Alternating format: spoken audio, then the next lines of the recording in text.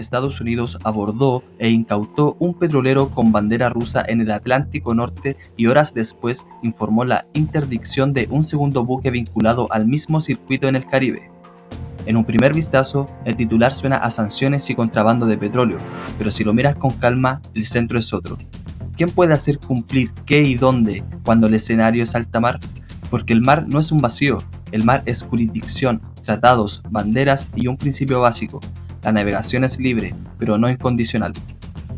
En el mundo marítimo, el orden se sostiene por un sistema simple, el pabellón. Un buque en alta mar opera, en general, bajo la jurisdicción del Estado cuya bandera enarbola. Esa es uno de los pilares de la navegación moderna y está enmarcado por la Convención de las Naciones Unidas sobre el Derecho del Mar.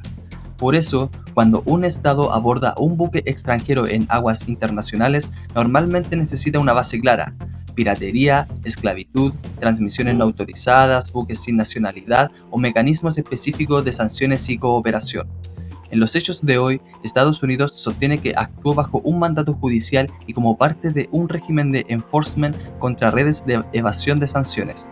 Y el Reino Unido confirmó que brindó apoyo operativo a la interdicción del buque conocido como Bella One, mencionado también como Marinera, en el Atlántico Norte, en un corredor marítimo asociado al UK Island Greenland Gap, tras una persecución de semanas.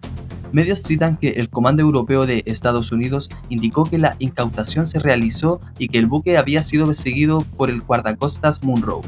En paralelo, se informó la captura de un segundo buque, MT Sofia, descrito como parte de una Dark Fleet en el Caribe. Rusia reaccionó con un concepto fuerte: ilegalidad, piratería, y fundamentó su reclamo citando el principio de libertad de navegación y el marco de UNCLOS.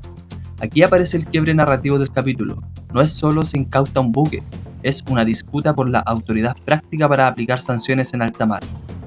Una incautación con respaldo judicial, si se sostiene, envía una señal.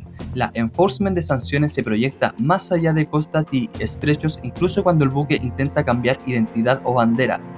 Rusia no está discutiendo solo el caso concreto, está discutiendo la regla general, que en el alta mar rige la libertad de navegación y que no corresponde el uso de fuerzas contra buques debidamente registrados según Rusia.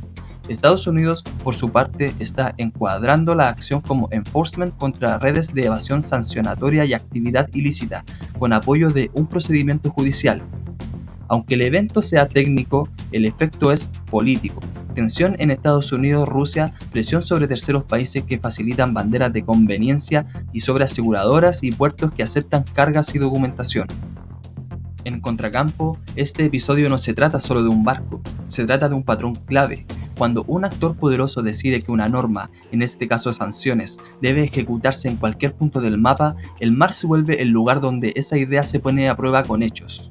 Y el choque es inevitable. El derecho del mar está construido para evitar que el océano se convierta en territorio por apropiación. Pero el enforcement moderno, sanciones, financiación, cadenas logísticas, empuja en la dirección contraria: llevar jurisdicción hasta donde estén los flujos.